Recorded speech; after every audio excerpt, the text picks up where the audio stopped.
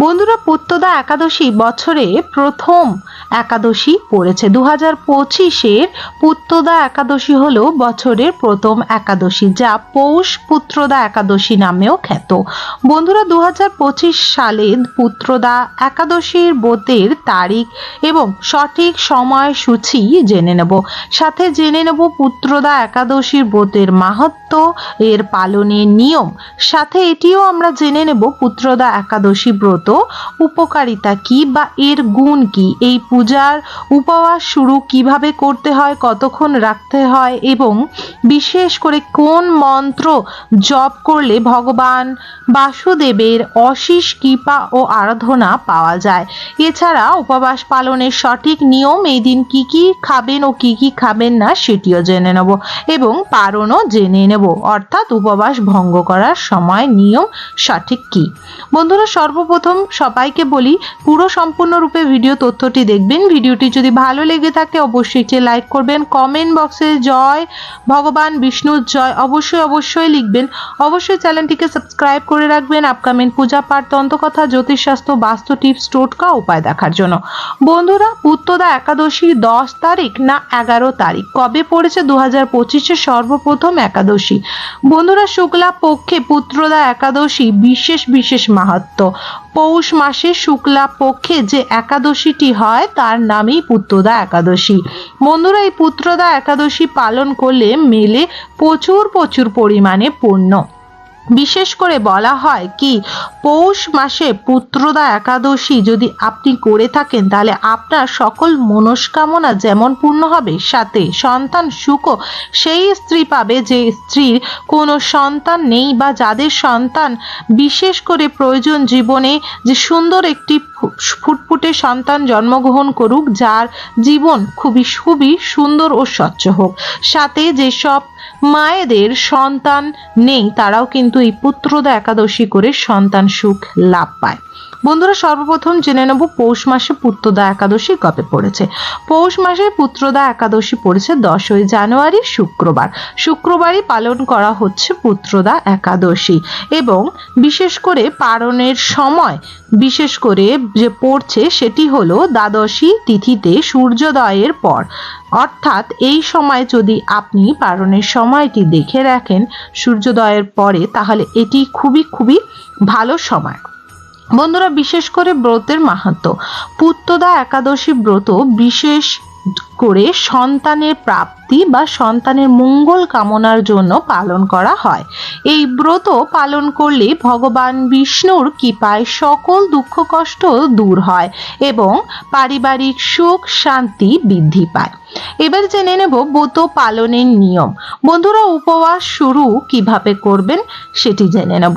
ব্রতর আগের দিন সন্ধ্যায় আপনাকে সংকল্প নিতে হবে এবং তাড়াতাড়ি সাত্বিক খাবার আপনাকে গ্রহণ করে নিতে হবে, অর্থাৎ আপনি সন্ধ্যাবেলায় সাত্বিক আহার গ্রহণ করবেন। 12টার পর বা 12টা বাজার কিছুক্ষণ আগে অবধিও না খাওয়া ভালো। চেষ্টা করবেন অতি তাড়াতাড়ি যেন আগের দিন অর্থাৎ 9 তারিখ যেন আপনার তাড়াতাড়ি খাওয়া দাওয়া হয়ে যায় এবং 9 তারিখ, 10 তারিখ এবং 11 তারিখ 3 দিনই আপনাকে নিরামিষ আহার করতে হবে। সাথে রইল 10 তারিখ, যেই দিন কিন্তু বিশেষ করে একাদশী তিথি, এই দিন কিন্তু যারা উপবাস থাকছেন অর্থাৎ নির্জলা উপবাস থাকছেন তারা তো থাকছেনই, অনেকে আবার জল ফল মূল আদি খেয়ে থাকেন, কিন্তু 11 তারিখ এবং 9 তারিখ নিরামিষ তো খেতেই হবে। বন্ধুরা, পূজার বিধি কি সেটি জেনে নেব।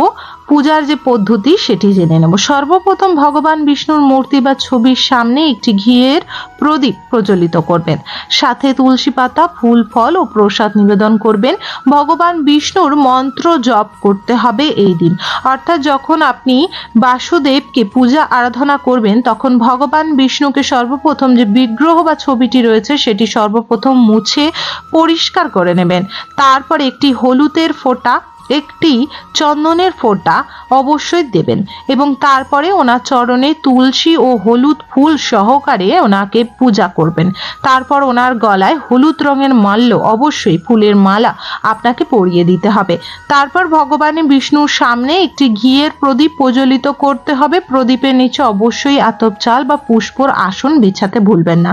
যদি ঘিয়ের প্রদীপের মধ্যে একটি এলাচ ও একটি লবং সহকারে ভগবান বিষ্ণুর আরতি করে ওনার সামনে দেন, এতে ভগবান বিষ্ণু অতি প্রসন্ন হয় এবং আপনার স্বামী সন্তান যেমন সুস্থ সবল থাকে, তেমন সুন্দর সন্তানের প্রাপ্তির সাথে সাথে জীবনে সুখ শান্তি মধুরতা বাড়ে। বন্ধুরা, তারপরে ভগবান বিষ্ণুর সামনে তুলসী পত্র, ফুল, ফল ও প্রসাদ নিবেদন করুন। ভগবানের বিষ্ণুর জল পান করার জলে ও ফুল ফলেও অবশ্যই তুলসী পত্র নিবেদন করতে হয়। ভগবানের অতি প্রিয় তুলসী পত্র। এই দিন যদি ভগবানকে আপনারা তুলসী মঞ্জুরি অর্পণ করতে পারেন চন্দন ও হলুদ লাগিয়ে, তাহলে ভগবান বিষ্ণু অতি প্রসন্ন হয় এবং আপনাকে ওনার বিশেষ বিশেষ আশীর্বাদের প্রাপ্ত করে তোলে।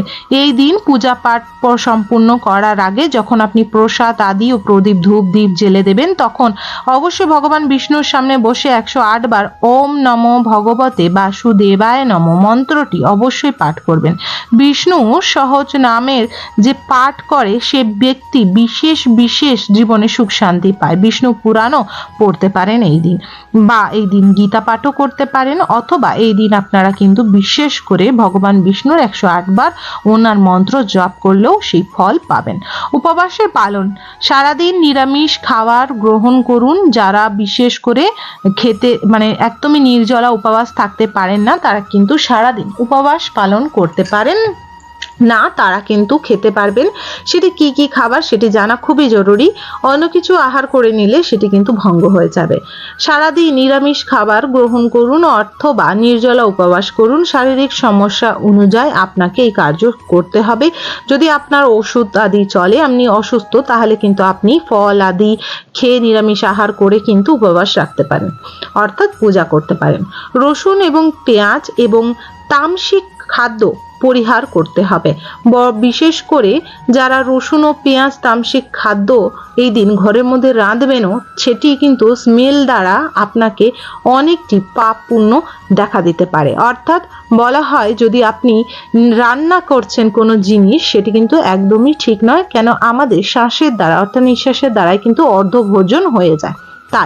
তাই বিশেষ করে চেষ্টা করবেন এই দিন ঘরের মধ্যে কোনো প্রকার আমিষ জাতীয় জিনিসপত্র না রান্না করতে, না খেতে। ব্রত চলাকালীন অন্যের ক্ষতি করা বা রাগ, নিন্দা, লোকের নামে মিথ্যা কথা বলা, এগুলি থেকে অবশ্যই এড়িয়ে চলবেন। পারণ অর্থাৎ উপবাসে ভঙ্গ, দ্বাদশীর দিন বিশেষ করে সূর্যোদয়ের পর নির্ধারিত সময়ের ব্রত ভঙ্গ করুন। পারণের জন্য তুলসী যুক্ত জল, ফল বা নিরামিষ খাবার গ্রহণ করতে পারবেন।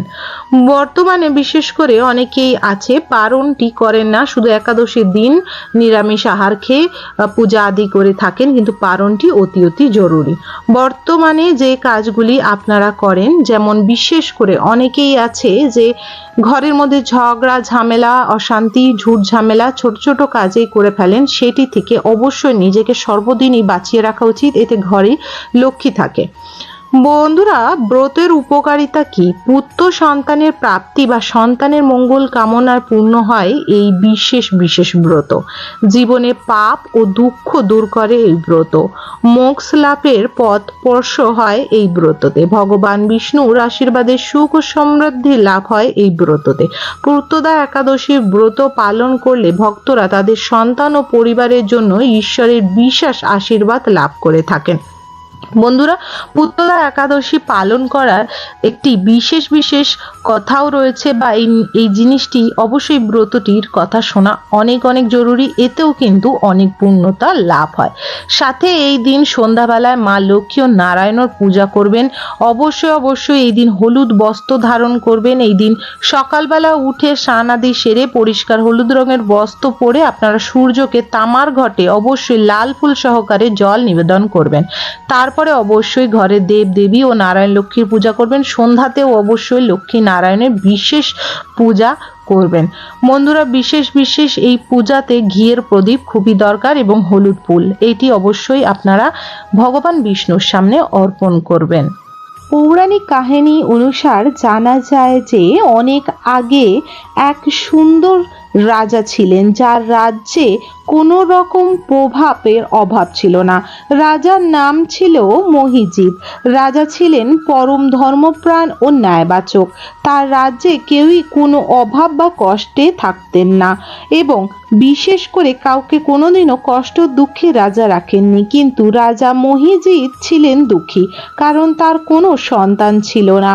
রাজ্যের উত্তরাধিকারী না থাকায় তিনি এবং তার রানী চরম হতাশ ভুগছিলেন। এই পরিস্থিতি থেকে মুক্তি পেতে রাজা রাজপুরোহিত এবং বিশেষ করে ঋষিদের উপাসনা করতে থাকেন।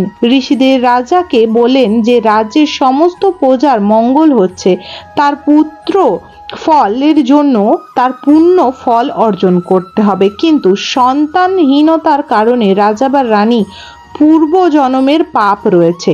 অর্থাৎ তখন বললেন ঋষিরা যে একটি পরামর্শ দেন এবং বললেন যে এই পরামর্শ অবশ্যই তিনি যদি স্বীকার করেন তার সুন্দর সন্তান পুত্র সন্তান হবে। তারা বলেন রাজা ও রানী যদি পৌষ মাসের শুক্লাপক্ষে একাদশী অর্থাৎ পুত্রদা একাদশী ভগবান বিষ্ণুর ব্রত পালন করেন তবে তাদের সন্তান লাভ হবে। ব্রত পালন ও ফলাফল। তখন কি হলো, রাজা এবং রানী সঠিক নিয়মে পুত্রদা একাদশীর ব্রত পালন করে। তারা নির্জলা উপবাস থেকে ভগবান বিষ্ণুর আরাধনা করেন এবং নিজের পূর্ব পাপের জন্য ক্ষমা প্রার্থনা করেন। বর্তমানে বিশেষ করে ক্ষমা প্রার্থনা করার পর ব্রত পালনের ফলে ভগবান বিষ্ণু তাদের উপবাসের বিশেষ করে তাদের পূজা পাঠের উপরে সন্তুষ্ট হন। ভগবান বিষ্ণু তাদের আশীর্বাদ দিয়ে বলেন তোমাদের পুত্র হবে এবং সে হবে পরম গুণী ও পরম সাহসী এবং সে খুবই ভাগ্যবান হবে। কি এই কিছুদিন পরেই দেখা যায় গর্ভবতী হন রানী এবং একটি যোগ খুবই সুন্দর যোগ্য পুত্রের জন্ম দেন। এই ঘটনাতেই ঘটে পুরো রাজ্যবাসী খুশিতে উল্লাসিত হয়। রাজা মহিজিৎ এবং তার রাজ্যের প্রজারা আনন্দে উল্লাসিত হন। সেই থেকে পুত্র সন্তানের জন্য বা সন্তানের মঙ্গল কামনার জন্য পুত্রদা একাদশী ব্রত পালন করা হয়। বন্ধুরা, এর কথিত রয়েছে যে যদি আপনারা এই পুত্রদা একাদশী ভগবান বিষ্ণু ও মা লক্ষ্মীকে মন থেকে পূজা পাঠ করেন তাহলে সন্তানের মঙ্গল কামনা করেন তাহলে সন্তানের মঙ্গল হবে এবং সন্তানের জন্য যদি পূজা পাঠ করেন অবশ্যই ভগবানের আশীর্বাদে সন্তানের মুখ সেই মাতা দেখতে পারবেন। তাহলে অবশ্যই পুত্র সন্তান প্রাপ্ত বা সন্তানের মঙ্গল কামনার জন্য এই ব্রতটি পালন করে হয়ে থাকে। আশা রাখবো আজকের ভিডিও তথ্য আপনাদের ভালো লেগেছে। যদি ভালো লেগে থাকে অবশ্যই একটি লাইক করবেন। কমেন্ট বক্সে জয় বিষ্ণু ভগবানের জয় অবশ্যই লিখবেন। ভগবানের আশীর্বাদে আপনার স্বামী সন্তান উভয় খুবই সুন্দর সুস্থ থাকবেন এবং অবশ্যই চ্যানেলটিকে সাবস্ক্রাইব করে রাখবেন আপকামিং পূজা পাঠ তন্ত্রকথা জ্যোতিষশাস্ত্র বাস্তু টিপস টোটকা উপায় দেখার জন্য। হরে কৃষ্ণা, রাধে রাধে, জয় ভগবান বিষ্ণুর জয়।